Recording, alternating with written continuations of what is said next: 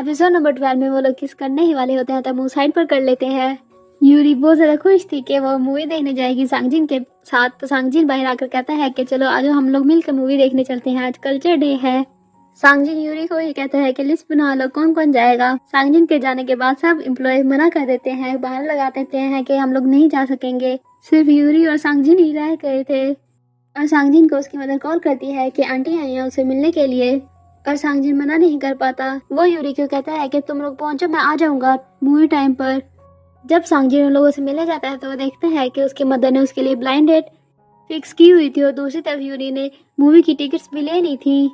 सांगजिन mobile silent पर लगाकर उसके साथ डिनर करने लग जाता है और यूरी के मोबाइल की भी बैटरी बिल्कुल लो हो गई थी। वो सांगजिन को मैसेज करती है कि जल्द ही आ जाना, और बोरा और सोहेब मूवी देख कर निकलते हैं। तो बोरा देखती है सोहेब किसी के पास खड़ा है, तो वहाँ पे हमें पता चलता है कि वो सोहेब के मदर फादर थे। सोहेब के पेरेंट्स को लगता है कि वो लोग डेट पर आए हैं। वो लोग कहते हैं कि अच्छी बात है, आप बोरा से बाद में हम लोग मिलेंगे, तुम लोग अपनी डेट एंजॉय करो। फिर बाद में सोहेब बोरा को बताता है कि ये फादर उसके स्टेप फादर हैं। 6th क्लास में था तो उसकी मदर फादर की डिवोर्स हो गई थी। तब से ही मैं अपने इमोशंस कम शो करवाता हूँ और मेरी मदर ने मेरे इमोशंस को मेरी जानने के लिए कि मैं क्या सोच रहा होता हूँ साइकोलॉजी पढ़ना स्टार्ट कर दी, और इस तरह से उन्होंने साइकोलॉजी में PhD कर ली। वो कहती हैं कि वो सब बच्चों के इमोशंस को जान सकती है लेकिन मेरे नहीं। और बोरा उसे बताती है कि वो ऐसी फैमिली में बड़ी हुई है जहाँ पर उसके मदर फादर की हमेशा लड़ाई होती रहती है, इस वजह से वो एक अच्छा रिलेशनशिप चाहती थी। और सांगजिन जब अपनी डेट कंप्लीट करता है तो वो रियलाइज करता है कि उसने मूवी देखने जाना था। वो सोहेब को कॉल करता है तो सोहेब बताता है कि वो तो गया ही नहीं। फिर वो भाग कर थिएटर जाकर देखता है तो यूरी वहाँ पर बैठी हुई थी। सोहेब उसे कहता है कि तुमने मेरा इंतजार क्यों किया, तुम वहाँ से चली क्यों नहीं गई। तो यूरी कहती है कि मेरा दिल कह रहा था कि यहाँ से चली जाओ लेकिन मैं रुकी रही, आपका इंतजार कर रही थी। फिर सोहेब उसे कहता है कि मैं तुम्हारा हार्ट डिजर्व नहीं करता, तुम्हारे कुछ कहने से पहले ही मैं तुम्हें मना कर देता हूँ। अगर तुमने प्रपोज किया तो मैंने फौरन से मना कर दिया तो हमारे दरमियान चीजें ऑकवर्ड हो जाएंगी, मैं ऐसे ही रहना चाहता हूँ जैसे अभी हम लोग हैं। तो यूरी कहती है कि मुझे एक दफा प्रपोज तो करने देते, अगर मैं रिजेक्ट भी हो गई तो मैं प्रपोज करना चाहती हूँ। दूसरी तरफ बोरा और सोहेब ड्रिंक कर रहे होते हैं तो बोरा सोहेब को कहती है कि तुम काफी हैंडसम हो। फिर ऐसे ही बातों बातों में बोरा कहती है कि अगर तुम और मैं डेट करें तो हम में से सबसे पहले कौन डंप होगा। सोहेब कहता है कि तुम ज्यादा डंपर हो क्योंकि मुझे कोई परवाह नहीं है। फिर बोरा कहती है कि तुम और मैं कभी ऐसा नहीं हो सकता। बोरा कहती है क्योंकि तुम मुझे पसंद नहीं करते, जब हम लोग पहली दफा मिले थे तुम्हारे फेस पर वह पूरा क्लियर लिखा था कि तुम मुझसे नफरत करते हो। और वो तुमने कैसे एक्टिंग करके स्टोरी बनाई थी कि मैं ब्लैक ड्रेस में आई थी, हम लोग वेडिंग पर मिले थे, मेरी जैसी वुमन को तुम कैसे पसंद कर सकते हो। सोहेब कहता है कि तुम्हारी जैसी वुमन क्या। बोरा कहती है कि मुझे अटेंशन का बहुत ज्यादा शौक है, मैं चाहती हूँ कि हर कोई मुझे लाइक करे, अगर ऐसा ना हो तो मुझे डिप्रेशन या एंजाइटी होने लग जाता है, तो ऐसी वुमन को कौन पसंद करेगा। सोहेब कहता है कि कोई ना कोई होगा, जैसी तुम हो तुम्हें वैसे ही पसंद करेगा, शायद वो बहुत ज्यादा तुम्हारे करीब हो।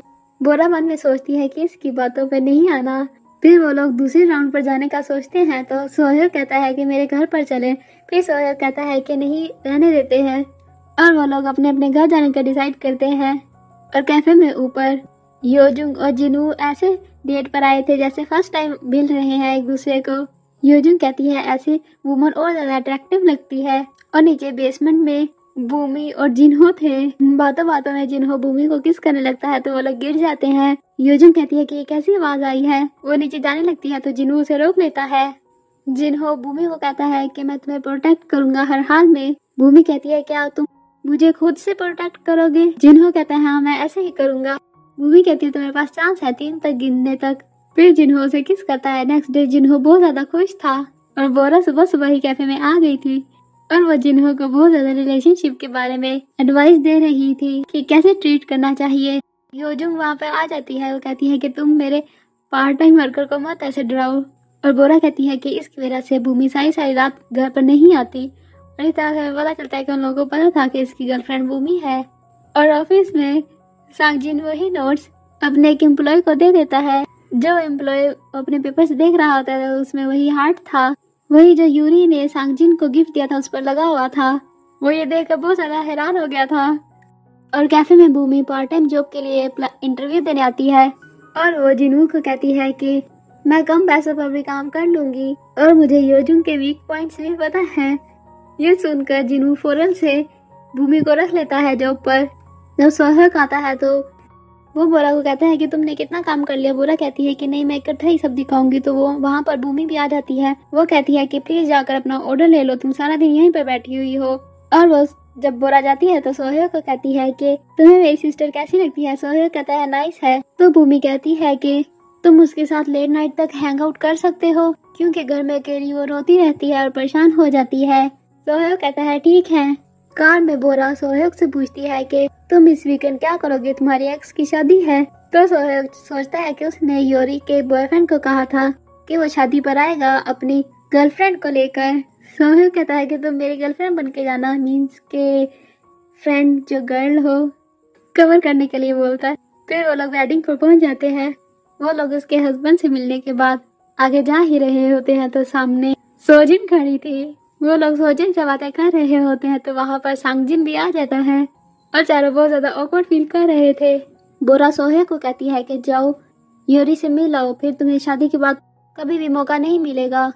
सोहे योरी के पास जाता है तो उसे कहता है कि प्यारी लग रही हो। योरी कहती है कि ये मत कहना कि तुम रिग्रेट करने लग गए हो। फिर योरी उसे सॉरी कहती है और थैंक यू कहती है और कहती है कि मैं ज्यादा सॉरी फील कर रही हूँ। और सोहेल कहता है कि थैंक यू, और वो भी सॉरी कहता है और कहता है कि मैं थैंक यू ज्यादा फील कर रहा हूँ। फिर वो आकर बोरा के साथ बैठ जाता है। सांगजिन दूसरे टेबल पर बैठा था। जब हॉल में योरी की एंट्री होती है तो सोहेल उसे देखकर हैप्पी भी था और सैड भी फील कर रहा था।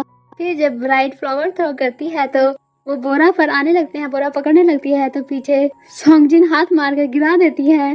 नेक्स्ट सीन में जब खाना खुलता है तो सांगजिन से सब लोग पूछ रहे होते हैं कि उसकी डिवोर्स की वजह क्या थी, क्या वो तुम्हारे साथ अच्छे से बिहेव नहीं करती थी या फिर तुम्हारा और भी किसी के साथ चक्कर चल रहा था। हमने सुना तुम्हारे बहुत सारी लड़कियों के साथ चक्कर चलता है। और वो सोजिन को भी बार बार बुला रहे थे यही पूछने के लिए। बोरा कहती है ये रूड है लेकिन मैं भी क्यूरियस हूँ। तो सोजिन सांगजिन के पास जाकर कहती है कि हम लोगों के पर्सनालिटी डिफरेंस की वजह से डिवोर्स हुई थी।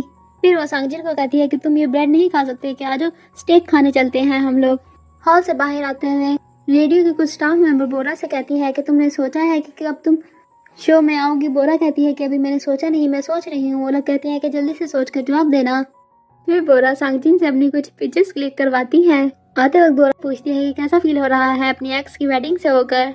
और सोहेल बताता है कि ये कोई मूवी चल रही है। और वो फिर बताता है कि मैंने इस वजह से कहा था कि मैं अपनी गर्लफ्रेंड को लेकर आऊंगा क्योंकि उसके फियांसे को शक पड़ गया था। तुम नहीं जानती लेकिन हर मैन अंदर से बहुत ज्यादा पैथेटिक होता है, ऊपर से चाहे वो जितना मर्जी स्ट्रॉन्ग शो करवाए खुद को।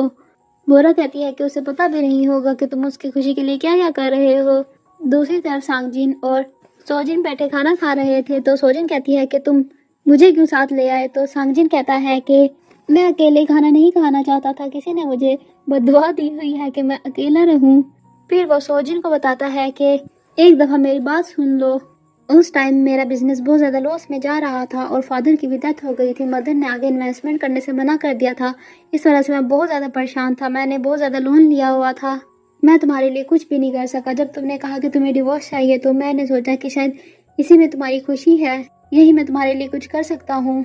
सोजिन कहती है कि तुमने ही मुझे पहले क्यों नहीं बताया, क्या तुम शर्मिंदा फील कर रहे थे। सांगजिन कहता है कुछ ऐसे ही बात है। फिर सोजिन कहती है कि थैंक यू, तुम्हारी वजह से मुझे फील हुआ कि मैं सिंगल रहना ज्यादा पसंद करती हूँ। हम लोग एक दूसरे के लिए ठीक नहीं, शायद किसी और के लिए ठीक हूँ। नेक्स्ट सीन में बोरा और सोहेल पार्क में बैठे होते हैं तो बोरा कह रही होती है कि देखो तुमने मेरी राइट साइड से पिक्चर बनाई है, लेफ्ट साइड मेरी ज्यादा अच्छी है। सोहेल बोरा से पूछता है क्या तुम रेडियो में वाकई ज्वाइन करोगी। बोरा कहती है कि बहुत टाइम हो गया है, ये थोड़ा मुश्किल होगा मेरे लिए। मैं चाहती हूँ लेकिन मैं ऐसा नहीं कर पाऊंगी, मुझे लगता है, क्योंकि अब मैं देबोरा से बोरा बन चुकी हूँ। सोहेल कहता है कि मुझे तो देबोरा से ज्यादा बोरा पसंद है। बोरा कहती है ऐसा मत करो, तुम मेरे साथ फ्लर्टिंग कर रहे हो। सोहेल कहता है अगर मैं फ्लर्ट करूंगा तो क्या तुम मुझसे पड़ जाओगी। फिर सोहेल कहता है क्यों ना हम लोग वॉक पे चले। और बोरा घर आकर पीछे देख रही होती है वेडिंग्स की तो उसमें वो देखती है अपनी ब्लैक ड्रेस वाली और पीछे सोहेल खड़ा था और उसे याद आ जाता है कि एक वेडिंग में वो एलिवेटर में पिक्चर बना रही थी तो वो अचानक सोहेल से मिली थी और सोहेल उसे देखता रह गया था। और यहीं पर एपिसोड नंबर 12 का भी एंड हो जाता है। अगर आपको मेरी एक्सप्लेनेशन पसंद आए तो please subscribe, like and share, comment and appreciate my work. Thank you, bye.